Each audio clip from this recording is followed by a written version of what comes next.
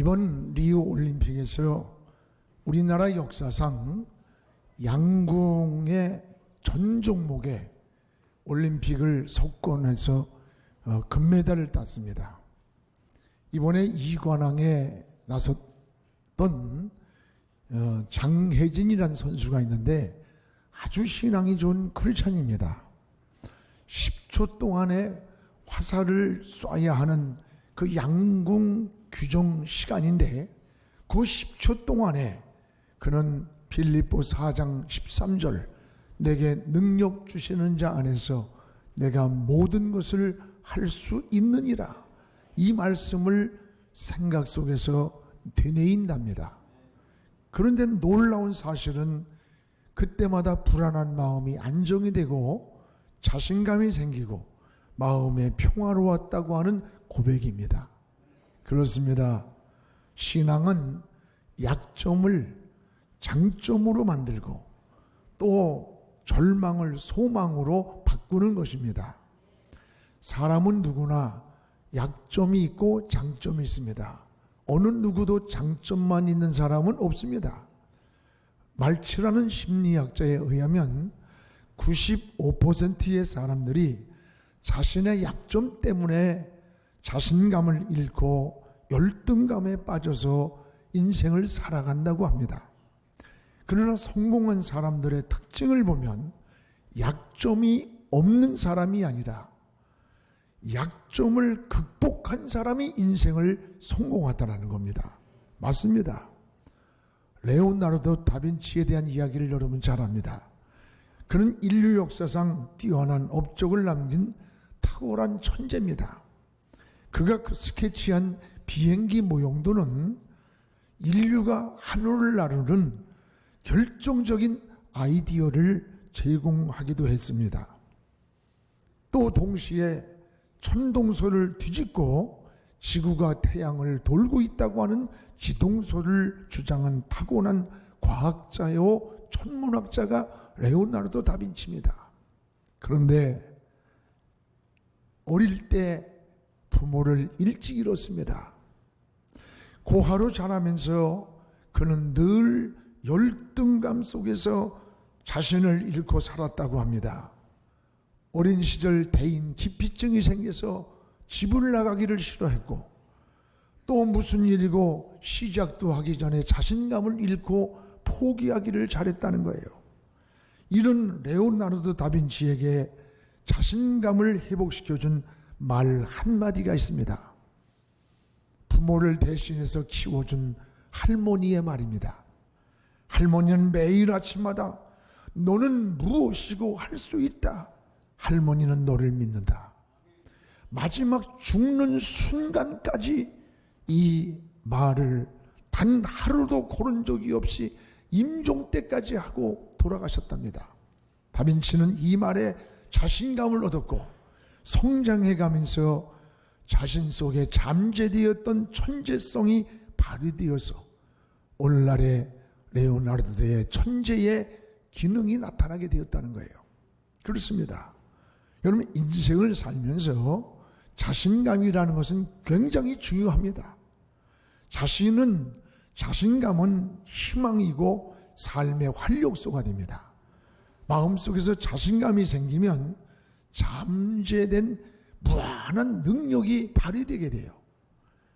여러분들도 살아가면서 때로는 감추고 싶고 또 그런 약점들, 상처가 있을 거예요. 그것 때문에 때로는 기가 죽거나 자신감을 잃어서는 안 됩니다. 신앙 안에서 자신감을 회복하고 잠재적인 능력을 발휘할 수가 있습니다. 저는 오늘 본문에 나오는 모세를 보면서 그런 말씀을 생각하게 됐어요. 오늘 본문에 나오는 모세는 성경의 인물 중에 가장 위대한 지도자로 평가받습니다. 하나님도 모세와 같은 지도자가 전에도 앞으로도 다시 나지 않으리라고 그랬습니다. 바로 왕을 꺾고 히브리 민족을 이끌고 저 출애굽을 시켰고 의식주를 광야길을 걸어가면서 하나님과 동행하면서 해결해 주었고 불기둥 구름기둥이 나타나서 그들의 가는 백성들의 앞길을 인도해준 하나님과 함께한 위대한 지도자입니다. 이런 지도자가 역사에 다시 나지 아니하리라고 하나님이 말씀하셨어요. 이런 지도자라면 적어도 배짱이 대범하고 아마 성격도 대단할 것 같아요. 그런데 전혀 그렇지가 않습니다. 모세는 리더십이 뛰어난 적극적인 성격도 아니고 오히려 내성적이고 소심하고 또 자신감이 없는 그러한 모습을 볼 수 있습니다. 혈액형으로 말하면 A형에 속하는 유형이라고 합니다. 그런데 놀라운 사실은 이런 성격이 자신감을 회복할 때 잠재된 그 능력을 발휘하게 되고 그 능력이 발휘될 때에 세상을 진동시키는 위대한 지도자가 된 거예요. 그게 바로 오늘 모세입니다. 어느 날 하나님이 모세에게 너 바로왕 앞에 가라고 하니까 벌벌 떨면서 하나님 나는 입이 뻣뻣합니다. 혀가 둔합니다. 보낼 만한 사람을 보내지 나 같은 사람을 어떻게 보냅니까? 막 기가 죽어가지고 주눅 들어서 떨고 있는 거예요. 여러분도 이런 경험을 아마 해봤을 거예요. 사람이 심리적으로 자신감을 잃고 긴장하면 오늘 이 모세처럼 입이 뻣뻣하고 혀가 둔탁해진답니다. 평소에 말 잘하던 사람도 대중 앞에 서서 이야기하라고 하면은 전혀 말을 못하고 더듬거리는 그런 사람들을 보게 돼요. 사람이 자신감을 잃을 때에 몸에서 근육이 경직이 되고 면역 기능까지도 떨어진답니다. 모세가 그랬어요. 이런 모세가 훗날에 이스라엘 민족을 이끌고 애굽을 나온 위대한 역사에 없는 지도자가 됐다는 거예요. 여러분, 혹 여러분 중에 이런 성격으로 인해서 자신감을 잃고 기죽어 있는 분이 있습니까? 또 자녀들도 마찬가지예요. 너무 내 자녀가 소심하고 내성적인 성격 때문에 걱정하는 일들이 있습니까? 염려하지 마십시오. 하나님이 주신 잠재 능력이 회복이 될 때에 오히려 그런 자녀들이 그런 사람들이 더 큰 일을 하는 능력이 잠재 능력이 나온다는 겁니다. 오늘 말씀 속에 우린 두 가지를 깨닫게 됩니다. 하나는 왜 모세가 이렇게 그 잠재적인 능력을 가진 모세가 왜 이렇게 자신감을 잃고 기가 죽어 있을까? 무엇보다도 수평적으로 사람과 비교했기 때문입니다. 따라합시다. 수평적으로 사람과 비교하지 말자. 사람과 비교를 했어요. 모세는 자신과 바로 왕과를 비교해보니 이건 상상도 안 됩니다. 기가 죽은 거예요. 오늘 10절에 우리 같이 한번 읽어봅시다. 모세가 여호와께 아뢰되 오 주여 나는 본래 말을 잘하지 못하는 자입니다. 주께서 주의 종에게 명령하신 후에도 역시 그러하니 나는 입이 뻣뻣하고 혀가 둔한 자입니다. 입이 뻣뻣하고 혀가 둔합니다. 모세는 자신과 바로 왕을 비교했어요. 그러다 보니까 기가 죽은 것은 당연한 거예요. 천하를 호령하는 바로 왕 앞에 선다고 하니 생각만 해도 오금이 저리고 기가 죽었을 것은 틀림없습니다. 그러나 모세의 치명적인 실수가 여기에 있다는 것을 우리는 알아야 돼요. 수직적인 관계에서 모세는 전혀 하나님을 생각하고 하나님을 바라보지 않고 자신의 조건과 바로 왕의 신분만 비교해 보니까 이거는 뭐 상상이 되질 않는 거예요. 자신감이 없고 떨리고 두렵고 입이 굳고 근육이 굳어지는 거예요. 여러분, 모세는 하나님의 능력보다는 사람의 조건을 생각해서 비교했기 때문입니다. 모세의 기죽은 모습을 보면서 여러분도 이런 경험이 많이 있을 수 있습니다. 하나님을 바라보지 않고 사람과 비교하다 보니까, 환경과 비교하다 보니까, 나보다 높은 사람 앞에서, 나보다 더 많이 배운 사람 앞에서, 나보다 더 잘난 사람, 더 많이 가지고 있는 사람 앞에서 기죽고 주눅들 때가 얼마나 많습니까? 이럴 때 자신감을 잃고 기죽을 때가 여러 번 있었잖아요. 우리는 수평적으로 사람과 비교하지 마십시오. 믿음이 뭡니까? 믿음은 따라해 하나님과 수직적인 관계다. 믿음은 수평적으로 사람과 비교하는 게 아니에요. 수직적으로 하나님과의 관계를 회복하는 거예요. 오늘 11절에 보십시오. 같이 읽겠습니다. 여호와께서 그에게 이르시되 누가 사람의 입을 지었느냐? 누가 말 못하는 자나 못 듣는 자나 눈 밝은 자나 맹인이 되게 하였느냐? 나 여호와가 아니냐? 하나님이 아니냐? 누가 사람을 입을 지었느냐? 이 말은 지으신 하나님이 책임지지 않느냐? 이런 약속을 말하는 거예요. 그럼에도 불구하고 모세는 하나님을 바라보지 않았어요. 자신의 조건과 바로 왕의 수평적으로 비교하면서 자신감을 잃고 기가 죽어 있는 거예요. 많은 그리스도인들이 신앙생활을 수직적인 관계에서 하나님을 바라보면서 살아야 되는데, 수평적인 관계에서 사람과 비교하면서 자신감을 잃고 주눅이 들고 기가 죽어서 모세처럼 기죽어 있을 때가 얼마나 많습니까? 오늘 여러분 기죽지 맙시다. 저는 다윗을 좋아해요. 여러분 골리앗 앞에선 다윗을 보십시오. 이스라엘 백성 앞에 골리앗이 완전 무장을 하고 설 때 누구도 기가 죽어서 그 앞에 나가질 못하고 있을 때 어린 다윗이 싸우겠다고 나갔어요. 너무 어린 다윗이 무장도 안 하고 요만한 양칠 때 쓰던 물맷돌을 들고 싸우겠다고 대표로 나오니까 골리앗이 어이가 없어서 야, 개 잡으러 오냐? 내가 널 단칼에 목을 쳐버리겠다 그랬어요. 그때 여러분 다윗이 뭐라래요? 너는 칼과 단창을 의지하고 나오지만 나는 만군의 여호와의 이름, 내가 모욕하는 하나님의 이름으로 너와 싸우겠다. 이런 당당함, 이런 담대함이 그 구척장신 앞에서 어떻게 다윗이 고백할 수 있었겠어요? 다윗이 여러분 만약에 그 골리앗과 비교를 했더라면 다윗은 목동입니다. 전쟁 경험도 없습니다. 무장한 것도 없습니다. 다만 양을 칠 때 이리를 쫓던 물맷돌밖에 없어요. 그러나 다윗과 골리앗의 수평적인 비교가 아니라, 그 조건적인 비교가 아니라 수직적인 관계, 다윗은 하나님과의 수직적인 관계에서 골리앗을 봤던 거예요. 저가 아무리 무장을 했을지라도, 저가 아무리 큰 칼을 차고 구척장신의 모습일지라도 하나님이 함께 하시면 이길 수 있다고 하는, 하나님과의 수직적 관계에서 골리앗을 볼 때에 손에 든 칼도 구척장신도 아무것도 아니었습니다. 결국 전쟁의 승리가 누구에게로 돌아왔어요?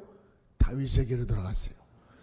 여러분 사무엘상 17장 50절에 보면 다윗이 이같이 물매와 돌로 블레셋 사람을 이기고 그를 쳐 죽였으나, 골리앗을 쳐 죽였지만 자기 손에는 칼이 없었더라.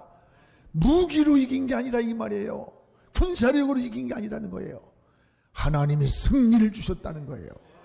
하나님이 도와줬다는 거예요. 여러분 수평적으로 사람과 비교하면서 기죽지 마세요. 모세처럼 기죽지 마세요. 그러면 어떻게 우리가 두 번째 자신감을 회복할 수 있느냐? 어떻게? 따라합시다. 오직 하나님만 바라보자. 오직 하나님만 바라보는 겁니다.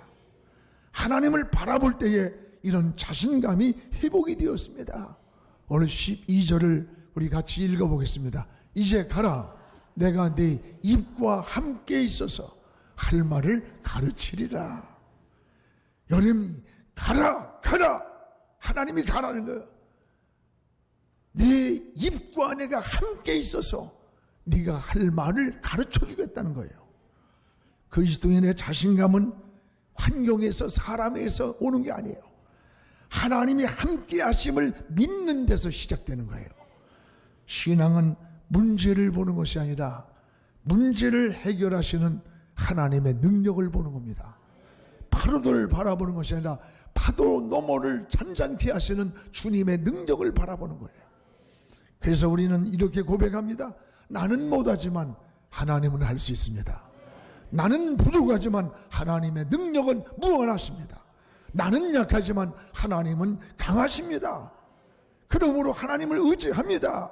이것이 진정한 믿음의 고백입니다. 자신감은 여러분 뭘 하든지 굉장히 중요합니다.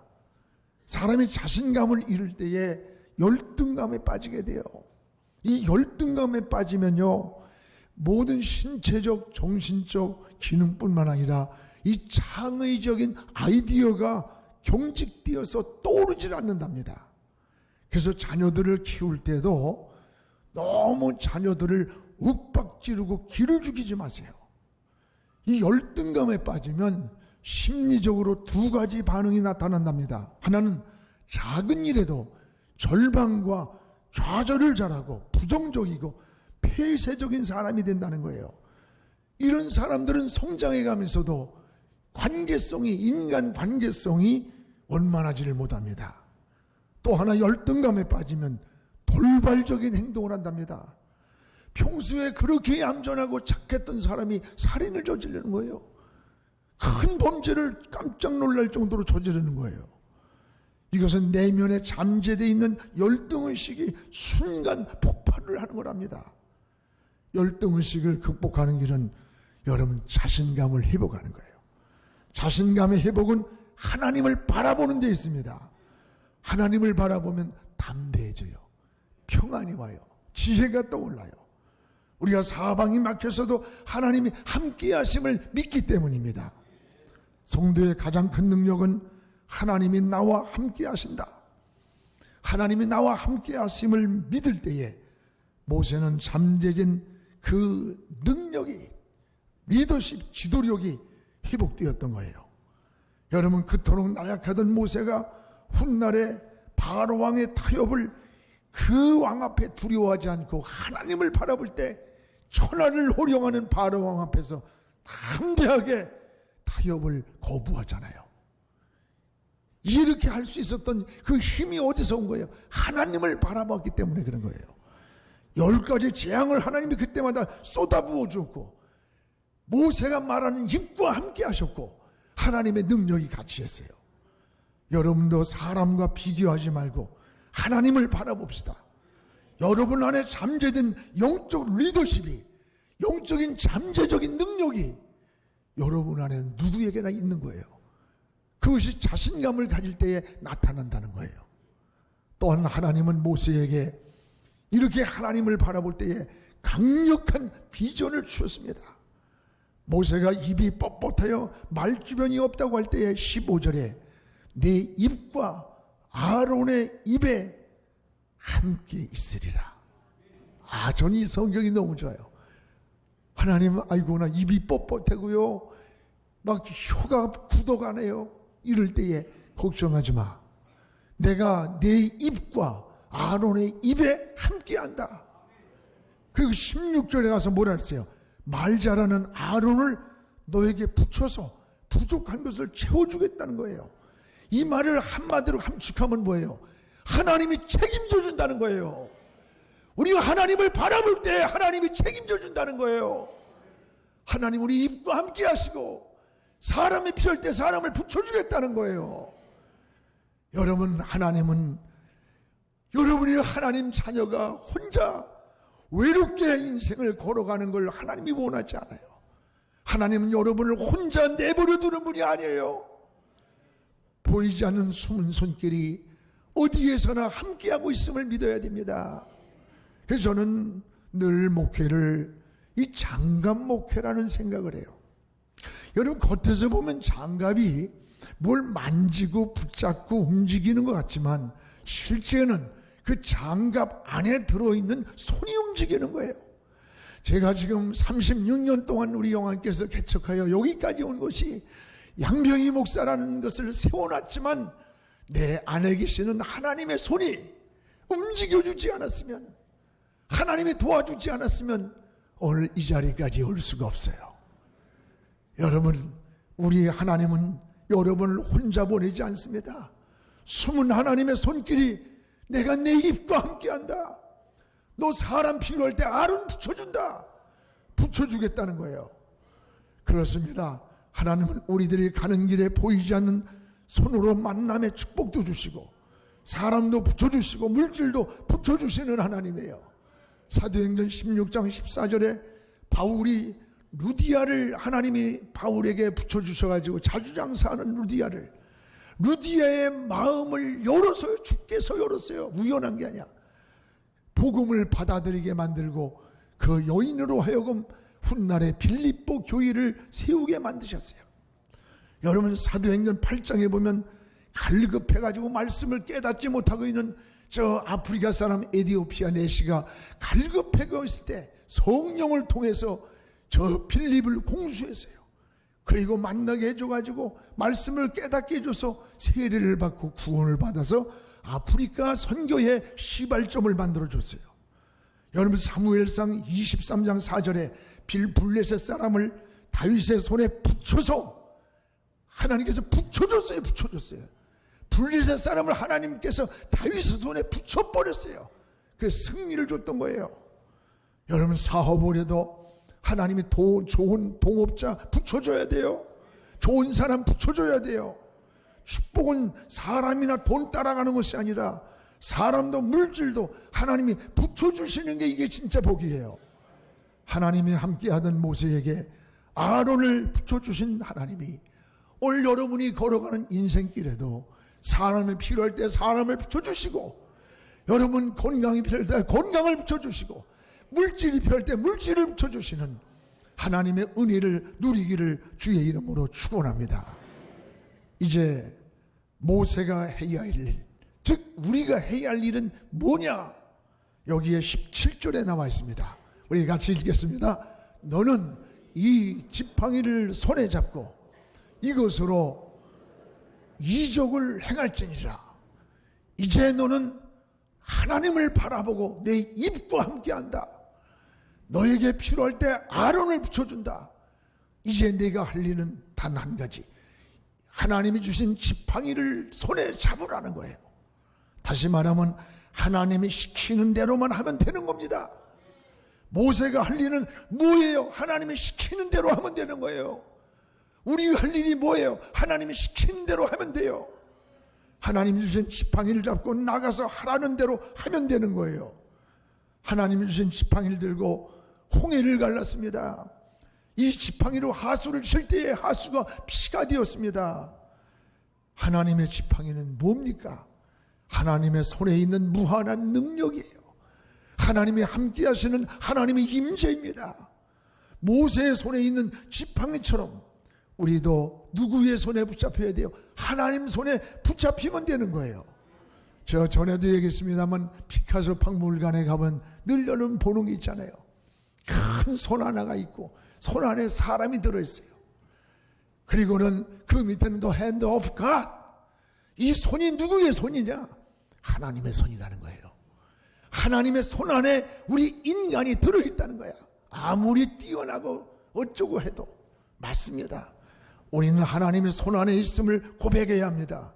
이것이 능력입니다. 지팡이를 잡으면 능력이 되었지만 지팡이를 놓으면 그 지팡이가 뱀이 되어 물려고 덤벼드는 거예요. 우리가 하나님을 떠나면 우리는 사탄 같은 모습으로 사는 거예요. 여러분도 하나님의 손에 붙잡혀 능력 있는 신앙인의 삶을 살기를 주의 이름으로 축원합니다. 사랑하는 성도 여러분, 하나님은 자녀들이 기죽어서 절망하며 우울하게 사는 거 원하지 않아요. 여러분 자녀들이 비실비실하면서 사는 거 좋아해요? 전에 우리 아이가 어렸을 때에 이놈이 초등학교 다니는데 주워 터져가지고 왔어요. 어떻게 열받는지. 야 이놈의 새끼야, 주워 패고서 와야지. 그거 치료비는 내가 물어줄 거야. 아버지가 왜 맞고 왔어 인마? 그랬더니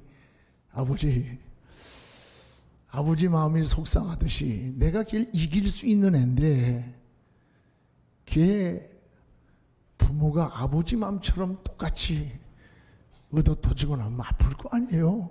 아휴, 걔가 목사 같고 내가 걔 같아. 그래도 얀마 그래도 주워 패고 오지 새끼야. 얻어 맞고 왔어요.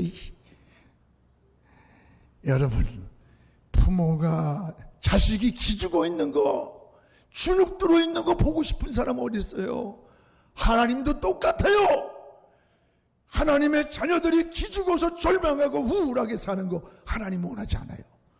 자신감 있게 인생을 원수막이를 이기며 승리하기를 원하십니다. 우리의 조건을 비교하면서 기죽지 맙시다. 환경과 조건을 뛰어넘어 계시는 저 하나님의 역사를 바라보십시오. 우리는 약하지만 하나님은 강하십니다. 하나님의 능력을 믿고 담대한 신앙으로 모세처럼 승리하기를 축복합니다. 장차 우리 영안교회에서 정치, 경제, 사회, 문화, 교육 각 분야에서 이 시대를 주도할 귀한 우리 후세들이, 다음 세대들이 많이 나와서 모세 같은 인물이 나오기를 주의 이름으로 축복합니다. 기도하겠습니다. 살아계신 하나님 아버지 감사합니다. 오늘 하나님 때로는 우리가 환경을 보고 사람과 비교하면서 모세처럼 입이 뻣뻣하고 근육이 굳고 하나님 아버지 주눅 들고 기죽을 때가 많습니다. 주여, 믿음은 사람과 비교하는 것이 아니라 수직적으로 하나님을 바라보는 것이라고 했사오니 오늘 우리가 눈을 들어 하나님을 바라보기 원합니다. 우리는 약하나 하나님은 강하시고 우리는 할 수 없으나 하나님은 할 수 있습니다.